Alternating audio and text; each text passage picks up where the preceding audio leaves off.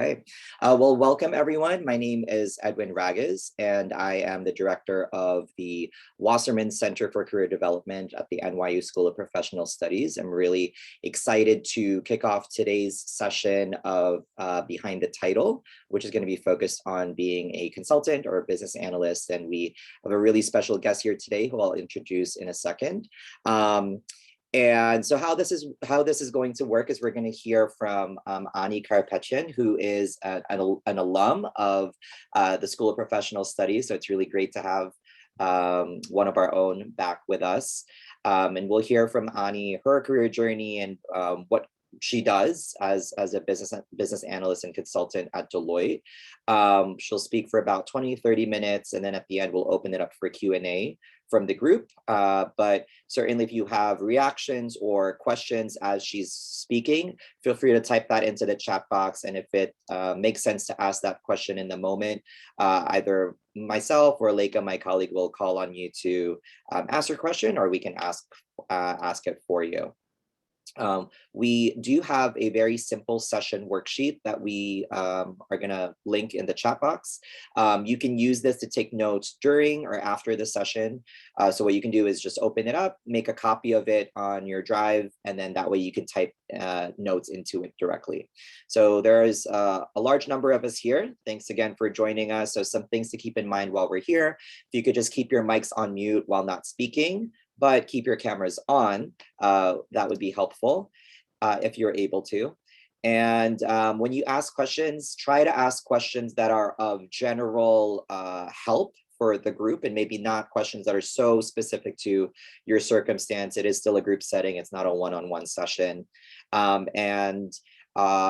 Also to keep this space safe and productive, we don't anticipate that there will be disruptions or distractions, but if so, we may need to ask you to leave the room, but I'm sure we won't need to do that. And if we run into any tech issues or hiccups, thank you in advance for being flexible and understanding.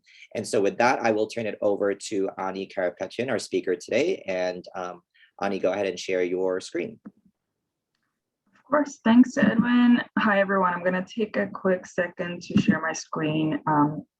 Oh, no, the wrong thing.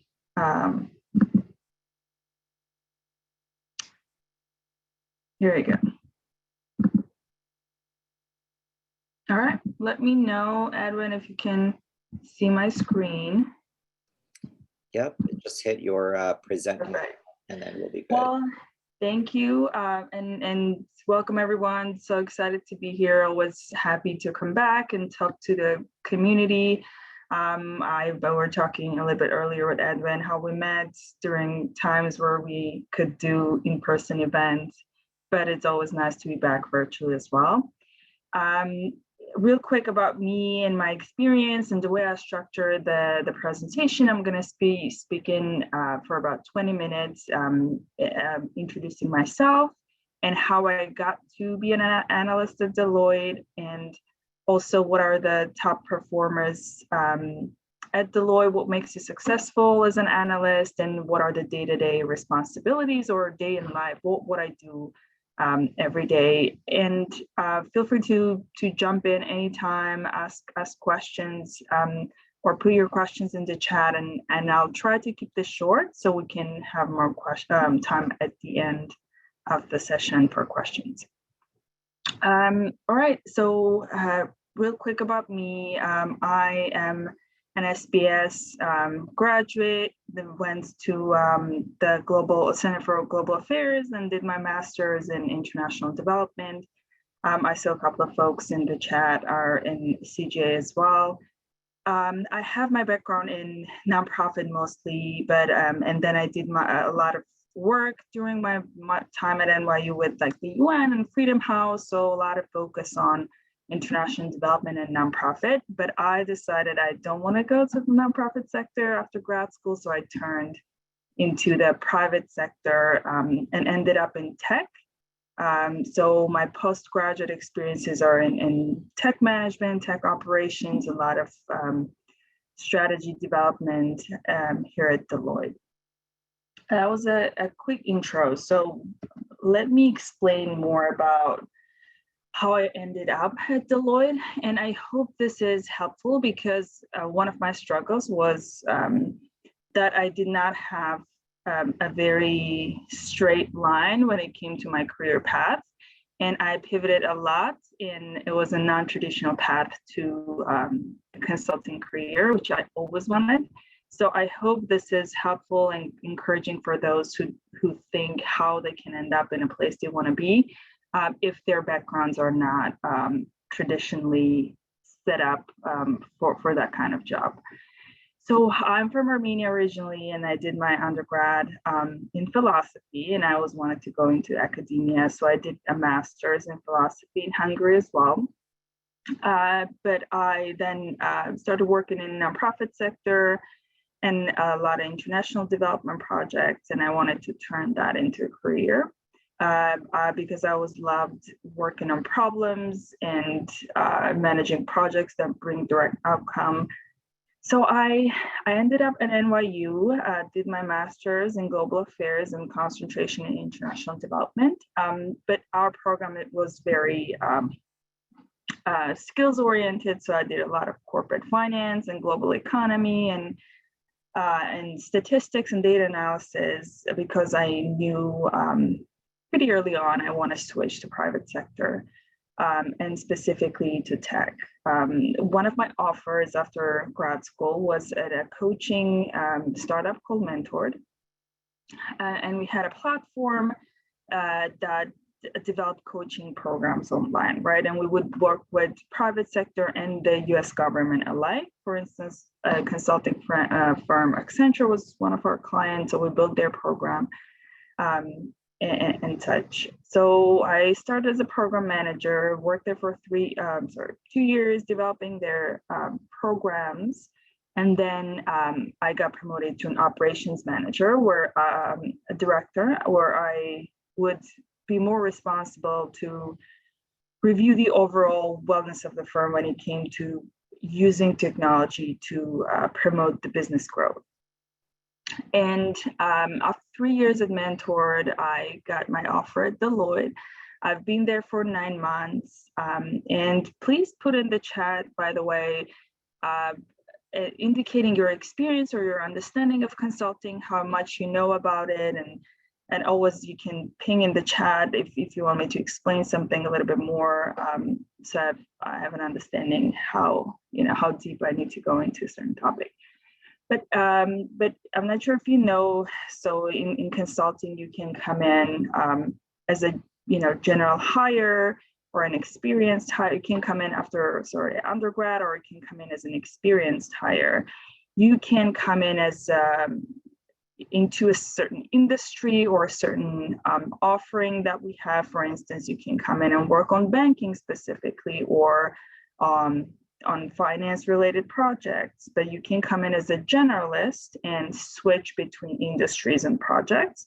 And that's how I came in. I'm very aligned to tech strategy, technology strategy, and business transformation offering that we have. But if I wanted, I could go do a market growth project, or I could go and work on an international development project. So even though I'm very aligned to tech strategy, I can kind of move around. Let me see. I'm a grad student, previously, great. Thanks for letting me know. All right, so that's where I am. And what I wanted to talk about next is the responsibilities as an analyst. And as I explained, I did come as an experienced hire, and because of my experiences in tech strategy, I am aligned with mostly with projects that do technology strategy. What it means, for instance, we have a client that wants to understand whether outsourcing their tech team to another country would make sense. We would come in, do the research, do the data analysis, and make a recommendation.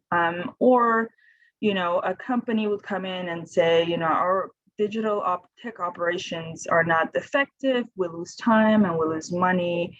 So we would come in and do an analysis of the digital operations and see how they're processes are organized and draft the recommendation, or a project I worked on, purely a business assessment. We went in and the CEO wanted to understand different parts of the business and what's working, what's not working. So it's a huge project of just analyzing the business and recommending changes that would help the company grow. So a couple of examples to give you an understanding of what we do and what I would do as an analyst.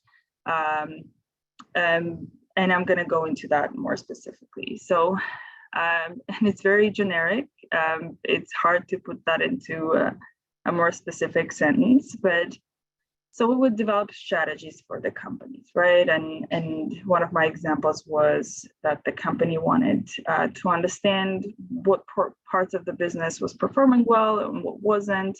So we would go in, conduct primary research, which is, and client workshops, which is talking to everyone in the company, understanding their processes, and also going to the market and competitors and doing research there and analyzing any data they have, any processes they have to craft that strategy that would help the company improve.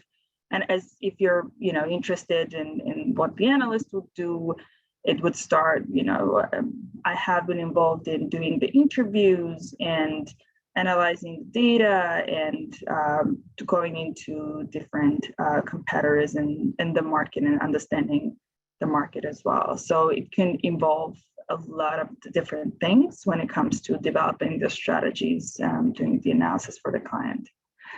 And how we deliver that, right? And this is something that I never knew before I got in.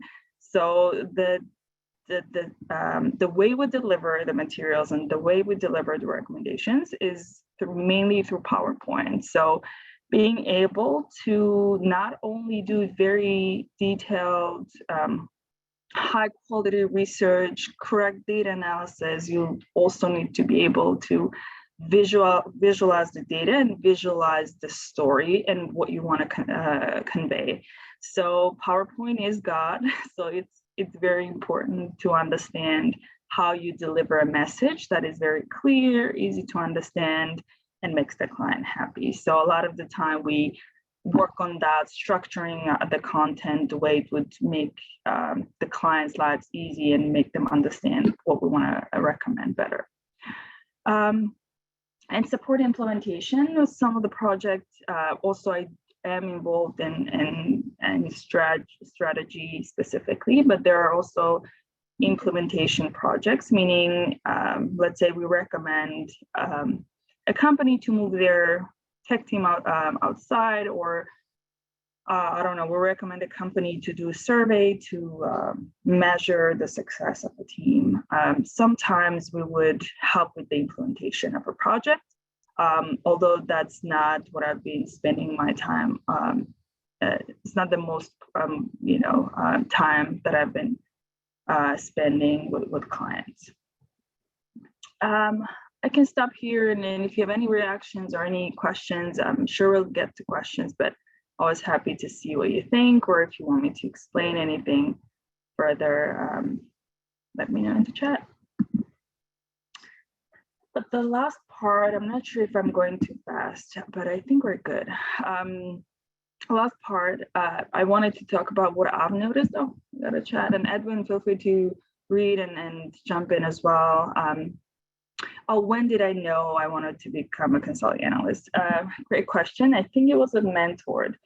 When I got promoted, and I always loved consulting, I always tried.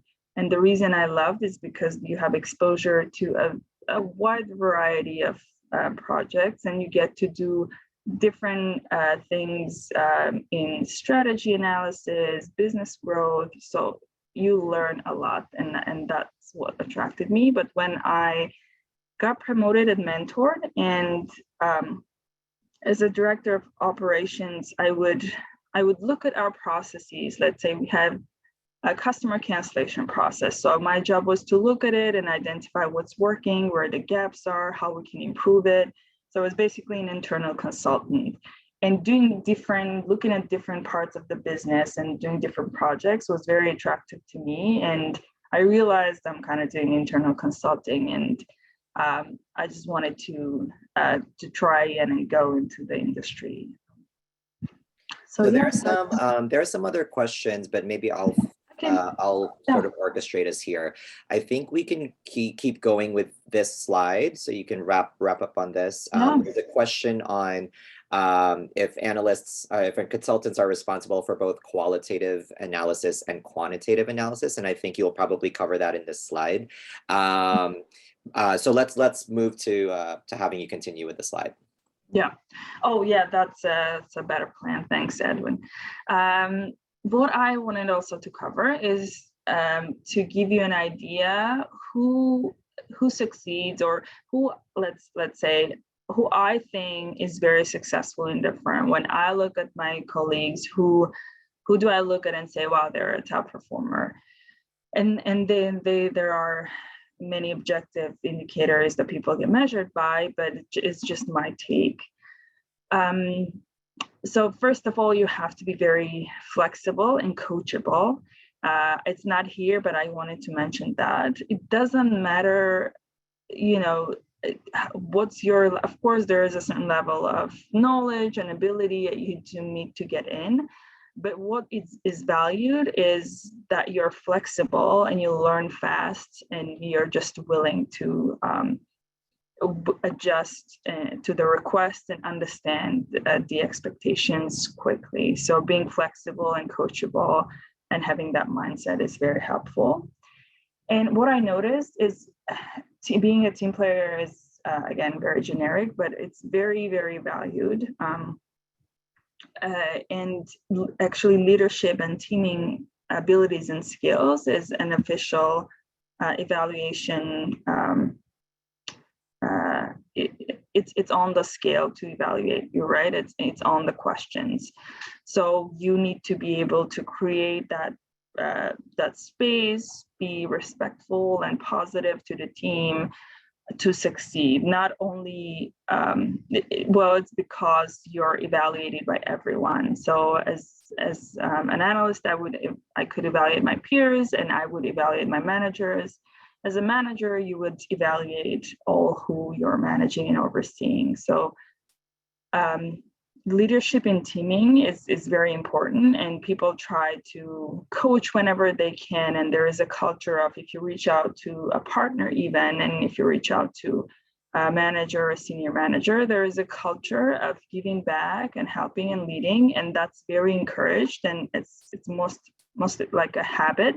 And the people I see that are super successful, even if my peers, it's people who are willing to help and who are willing to give directions, and who are willing to create that environment of success for everyone.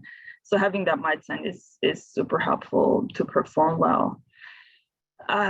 Communication, again, you hear a lot of, you need to have great communication skills to succeed in most of the jobs. But this is a little bit different because it's very external client facing. So the skill of talking to your peers or your manager inside of the company is different from talking to a client and in an external facing environment. And building rapport quickly is very important, and people who are able to craft a clear message, communicate and listen actively, and understand what the client wants and deliver on that ask are people who succeed faster, in my opinion. So it was not I think a strong point of mine years ago, and being more of an extroverted introvert. I think I worked on that a lot to be able to build that confidence with the clients and make sure you build that rapport quickly and your communication is clear and you listen actively when the client is talking and you explain things clearly. So the top performers I see are just amazing while building relationships with the clients. and proactive practitioners. And what I also see, and that's on my level, and I think it's helpful for you as well to know, is when the top performers, I think, when I look at colleagues and say, wow, they're just amazing, are people who just are super proactive. So they don't wait, even if it's a small thing, they're not waiting to be told what to do, and just having a mindset to always think how you can improve, how you can make people's lives easy, and what is the small thing I can do that is proactive and brings value. Even if, for instance, even if you are asked to work on a project and there is no project plan, so you take the initiative to create the Excel sheet, or your boss needs to send a deliverable to a client, and you draft that email alongside the deck that you send, saying, hey, I created this draft email you can use to send it out. So just being proactive and always thinking how you can make the team's life easy is I think super helpful for everyone and appreciated by everyone. And I think the practitioners that are proactive and are the most successful. I'm sorry, I talked a lot about top performers, but I think I'm done with the presentation, and I'm sure you have questions. Happy to answer them, and let me know shoot me a note if you want to connect as well. Happy to connect and talk about consulting further. But back to you, Edwin. Thanks, Annie.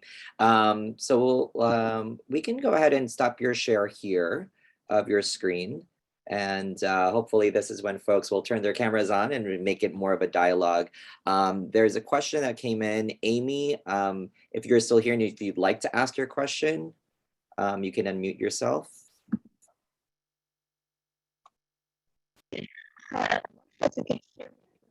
Hi, Amy. I think you're a little muffled, but just try, and if not, I'll ask it for you.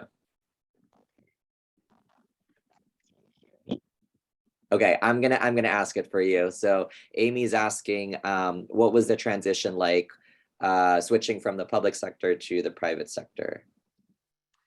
Tough, I'm not gonna lie. So it took a lot of, well, it took like a couple of years of crafting and writing and rewriting the story.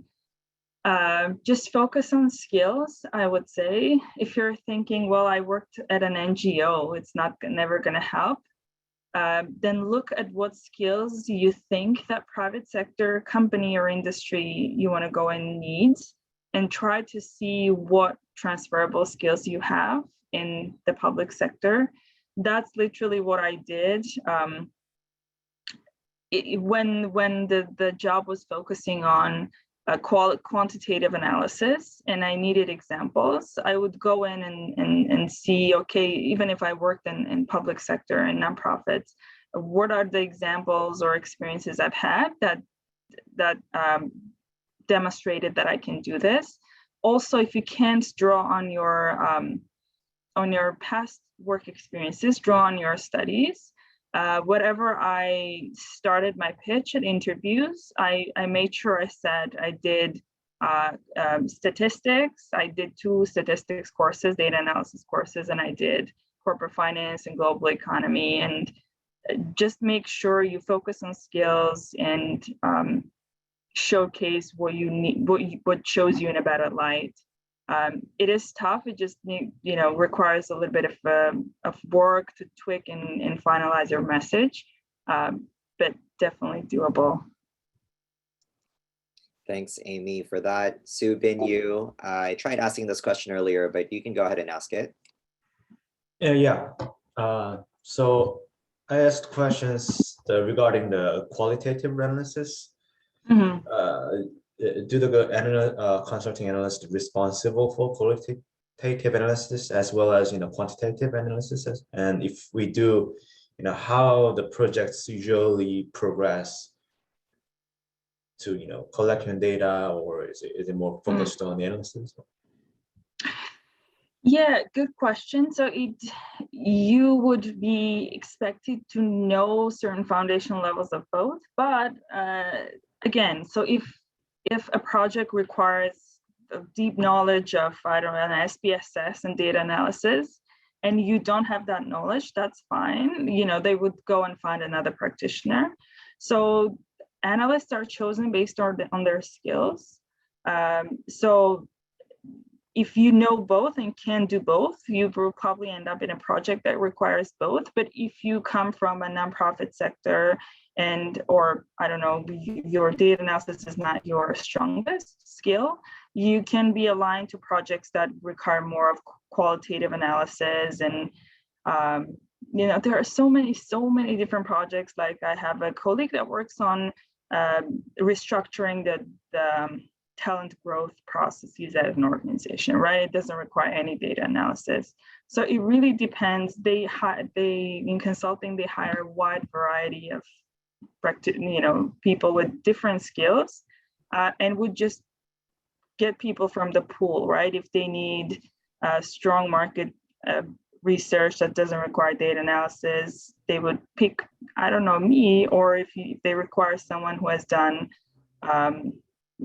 can do data analysis and visualize it very well, they will pick someone else. So whether you have one and don't have the other, don't be discouraged, or because all skills are welcome, and you just need to position yourself in a way that shows your value, even though you lack a certain skill. Let me know if that made sense, or if that was helpful.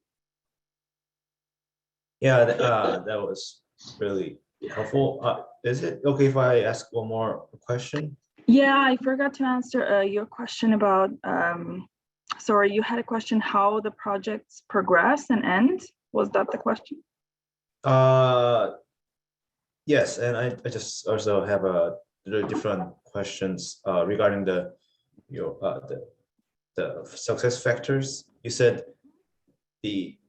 one of the success factors is proactive practitioner, and is it better when, as you said, I understand the component of taking initiative is important, but is it better to confirm my ideas with the team before taking initiatives and start a project by own, or is it better to take initiatives and provide the results after I have done my own research? I'm asking this because since I'm it's beginning, it's currently preparing to enter the industry as an analyst, and since I don't have any experiences on that field, I was concerning if it's okay for me to just take initiatives and run start the analysis, and risk certain missing certain factors or making some mistakes and so on. If I could just jump in, and maybe I think what I'm hearing you ask there, Supin Yu, to help frame the question is, where is the fine line between being proactive but also getting buy-in and setting yourself up for success within a team? Yeah, no, great question, and it all depends on the context, right? What I would suggest in my strategy is, if you need to look at the time it requires and the effort it requires. So if you don't have bandwidth and it requires a lot of effort, but you think it's a great idea, just check in with your manager. And that's already being proactive, right? If you say, hey, I saw that the project will get value from this type of analysis that wasn't done. Do you think it's worth me taking a shot? That already shows that you're proactive, you're thinking critically about the project. So you can check in with your manager. But if it's a 5-minute job and you have already seen that's been done in the past but is lacking now, like an email or creating a slide that's helpful, or a project tracker that's helpful, just look at the time it requires to complete the task, and effort it requires, and the bandwidth you have and the priorities you have, and balance that and make a decision on whether you need to check in with the manager and confirm, or need to just create that yourself, and see if it's helpful. Okay, sounds good. So we've got a question from Ling, and then we're going to go to Luisa and Pingyu. Sounds great. So Ling, you can ask it if you can. If not, I'll do it for you. I will go ahead and do it. So besides technical skills, how did you enhance your business sense? Can you share resources you've used or things that you feel are helpful? I think it was mostly because of work experience, and not well. It just was the most helpful because at my previous job after grad school, I was also working with external clients, so it helped me a lot to prepare for this specific role. I would. I would get back to you on, and I can send the list to Edwin. Maybe we can share on books or resources. um, I did read the Entrepreneur's Toolkit, which helps. It just gives you the mindset you need to understand the clients better and the business better. But it was mainly from the past experiences, and I'm sorry if it's not very helpful. But again, that you can create those experiences even when you're studying or when you're volunteering.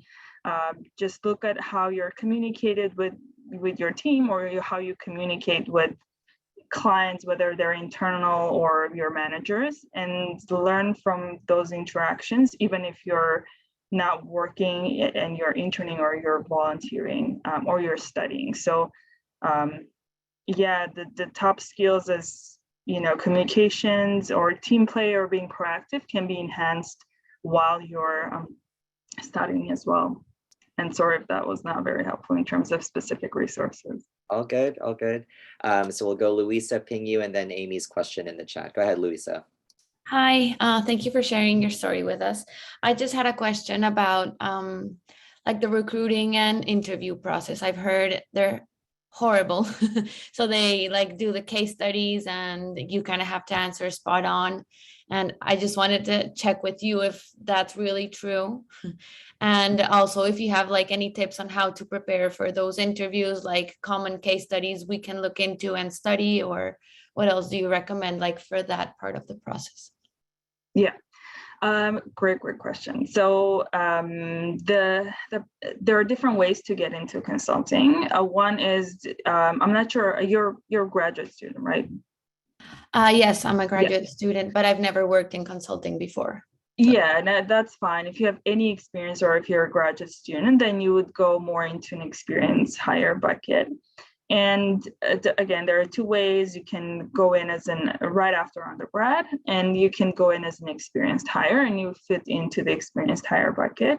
And of course, you can always apply directly, or you can network. What I did, and I that's the scary word, everyone hates it, but what I did, I just sent cold messages out, and it was very honest. I want to learn more, and see if I'm a good fit.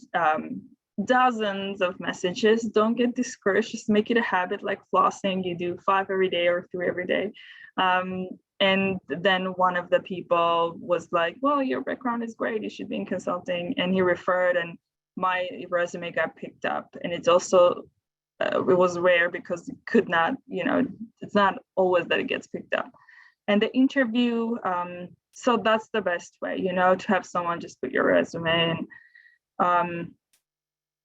And you can always reach out to the recruiters as well if you think you have the hot skills that are required, in demand. In terms of the process, yes, there was the 2 interviews with and then the final kind of a super day, which was all on digital, offline. Well, not online. It was not in person. And yeah, you talk most of the day with different leaders at the company, and the case study can be scary, and I was prepared for the worst. It depends. It's just a matter of luck. You can get someone who is very focused on you not making any sort of a mistake. If you miss a digit in your math, or if you're slow with your mental math, they can give you a hard time. My practitioner, and I think it's more because if you're experienced hire, they give you less of that, but the interviewer, he was just focused on the logic. So it was a market growth case where I had to look at some of the factors and logic out what I would recommend. So it was purely how you think. There was no math, nothing scary, just purely your way of thinking, your logic. So it's hard, but it's again, it depends what the specific interviewer wants. I did have a book, I'm forgetting again. Was Crack That Case, or I will have to, sorry, shoot me an email. I'll send you the book that helped me. And I'll send you some of the online resources I use. I'm just not remembering off the top of my head. I will send you that email. Thank you. Of course. Thanks, Luisa. Ping you. All right, thank you. All right, first off, I want to thank you for making this happen. It was really helpful. And my question will be, what do you think will make a new grad with low or less than normal working experience to stand out among all the candidates, like for this job?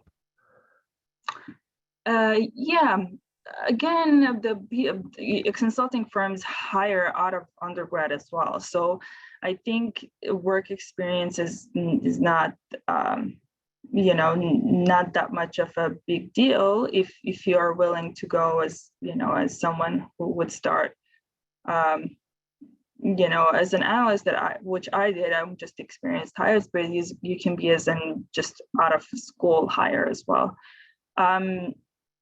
Just craft a really good resume and story, and show skills that are valued, which is, if you know data analysis, that's great. I'm not sure what you want. If you want, do you know your industry, or do you want to go in a particular direction? If you do, that's great. But if you want to go as a general analyst, just focus very much on skills and look at your studies, and see what are the skills that would be valued, and focus on that rather than your work experience. For instance, what I did, so I did for my thesis, a lot of interviews with the UN officials and World Bank, and so I focused on that, which is very highly valued, that you can craft interviews and conduct sessions and analyze them.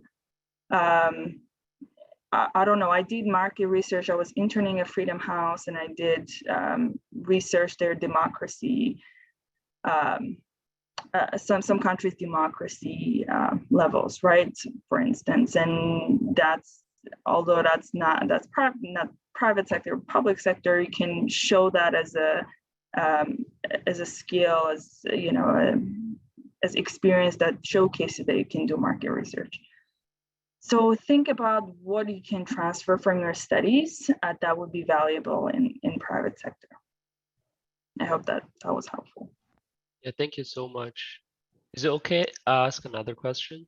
If it's quick, ping you. Yeah, it's pretty quick. Okay. So like the question will be, is it harder for like international hires to get into Deloitte? I realize there are like a lot of positions and they don't really sponsor H-1B. Oh, I think that, again, I don't want to answer something that's incorrect. I'm not an international hire. That's why it's tough for me to answer that. I would assume they do. But again, I don't want to say something that's incorrect. A lot of consulting firms do, though. And I'm not sure. I don't think you would have any disadvantage, because again, if they go to undergrads and hire the best, I don't think they would discriminate. I'm not sure, though. I wouldn't, from my experience, I wouldn't be able to tell if there are any specific hardships that international students experience in consulting or at Deloitte, because I was not hired as an international student or international hire. Okay. So Amy had a question on this, but I think you touched on this earlier when you were answering Luisa's question. It was about networking, and you mentioned it, but providing space here to, if you want to add anything on just strategies that you maybe missed earlier when you I'm answered. sorry, what strategies? My bad. Like networking, just networking with people in consulting. Yeah. You had anything to add? Within the firm while I'm at, yeah. Again, my approach is, prior to entering into consulting, how did you network with consultants? Yeah. And again, it can be very awkward, and you know, you might not be willing to reach out to people because you want something from people. But as someone who is in a position who gets, you know, messages, hey, can I pick your brain? That's completely fine. I've been on both sides, and it's fine to reach out to people. And if people are busy, it's fine as well. Like lately I missed a message, and then I'm like, oh my God, I should have reached back out. Sorry, I missed your message. So if you want to just ping people twice and check in if they connected, didn't respond, that's also fine. So for me, it was also exhausting and anxiety inducing. Just treat it as a chore and as a task. Treat it as homework or treat it as work, because that's what it is. Networking can sometimes feel like a job. Just have a structure so that you build a habit out of it. That's what helped me most, which is I have a message and I'm honest about what I want, and that's fine. If I want to learn or see how we can get into consulting, that's also fine. You know, I tell people I just want to pick your brain and see where I would fit. If you're respectful of people's times and honest with your intentions, and make it as a habit, again, just because it's a numbers game. Just ping as many people as you can and learn from, be genuine with your questions and ask what you really want to know. That's what my strategy was, and that's what I wanted to learn, how to get in and whether I would fit and what skills people are looking for. And that's what helped me, and hopefully will help you as well. What I'll point out is not once did Ani say that she reached out to people asking for a job, right? She asked for advice, insight, to pick their brain. And that's what networking is, right? So when a lot of the times people are like, well, how do I ask people for a job? Or I don't want to network because I don't want to just ask for a job. Well, you shouldn't, because these are strangers and you know, aren't necessarily in a position to help you in that way. And there's a question about, so you showed your email address earlier. If you could just type it in the chat box, maybe again for the folks. But while you're doing that, Jashoda, you can go ahead and ask your question that you typed into the chat. Hi, Annie. How are you? Hello. Good. How are you? I'm great. I just had a quick question about if you've been situations, like interview situations, where you haven't been able to answer technical or logical question to your best. And if like things like that have happened, how would you recommend we handle that situation? Yeah, they wouldn't ask you. Don't worry about any technical questions. They wouldn't, unless you want to go into tax or you want to go into, I don't know what else Deloitte does. But if you go to consulting, they wouldn't ask you any technical questions, even if you want to go to tech strategy. So a question that I got, you know, what do you know about technology, and what are your favorite trends or stuff like that, for instance. But because I was specifically going to be aligned with tech strategy, if you want to apply as a general consultant, you wouldn't get any technical questions, so don't worry about that.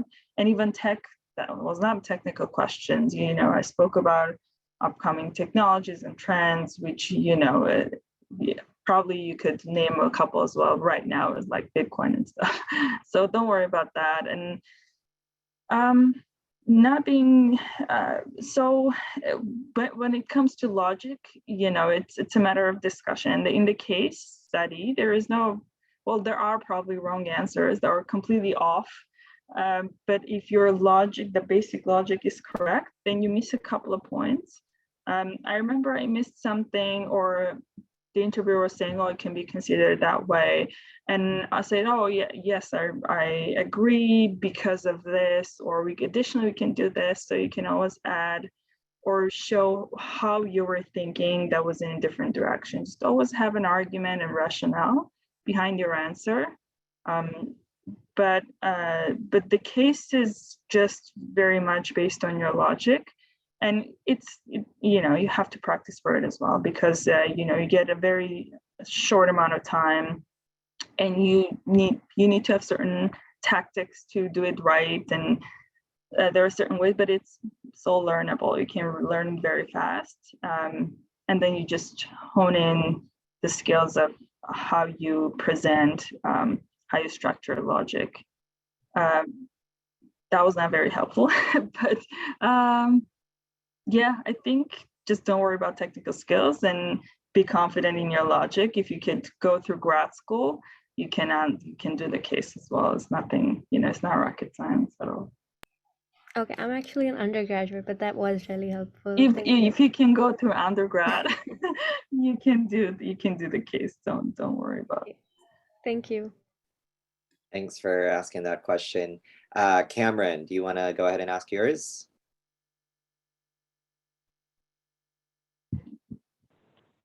Yeah, so my question was about, do you feel like you have a lot of variety in the projects that you get to take on, in a sense of like you get to do a lot of different things? And when you first started, was that always the case, or has that changed as you like made more connections within the firm?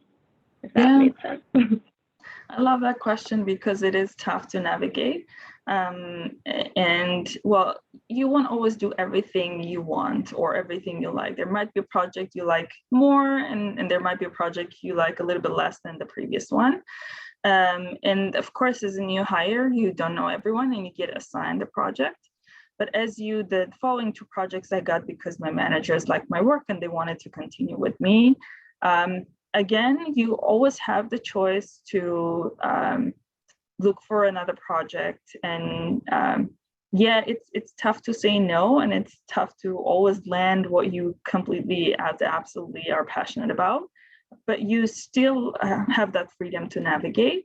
And yes, most of the time, like 99% of the time, people get projects or learn about opportunities because they have connections. But that gets built through as you move along through your journey. And initially, most of the consulting firms are so busy that you wouldn't be on the bench and not have a project if you were worried about that. But yes, networking is very important in consulting, and to get into what you want, you kind of have to reach out to people and say, hey, I want to learn about what you do. And again, 99% of people are so happy to learn, and because also, practitioners are in demand, right? There are projects that they're having a tough time to fill in people. So they're eager to learn about you and maybe attract you to their project as well. So there is a culture of willingness to coach and to explain about what you do. So networking is not that tough once you get in. Thank you. Of course. So if we do still have some time, if folks want to type in questions or raise their hands, I'll jump in with a question. We talked a lot about the interview situation sort of being like high stress. Do you feel like that is an accurate translation of what it is like in your work life? Like, is it high stress, meeting the demands of a client? Like, how busy are your days? What does work-life balance look like for you as a consultant? Yeah, it will very much depend on the project. So much. And in terms of high stress, well, yes, imagine so usually when you deliver something to your internal manager, it's the person and you work together every day, you have a rapport. But when it's the external client, it's more of a pressure, and it's a completely different standard and expectations. But nothing you can't learn. Of course, you come in, you don't know the standards and expectations, but you learn very fast and you adjust. In terms of work-life balance, my first two projects were really tough. And it was the learning curve, right? I was learning, everything was new. So I wouldn't lie, the first 2-3 months were tough. And also because there were super busy projects. But then I switched to a project that had way better work-life balance. And again, I would say you couldn't have what you want all of the time, but most of the time, people are very mindful of, your boundaries. And again, there is a culture of making sure people don't burn out, because it was a huge problem.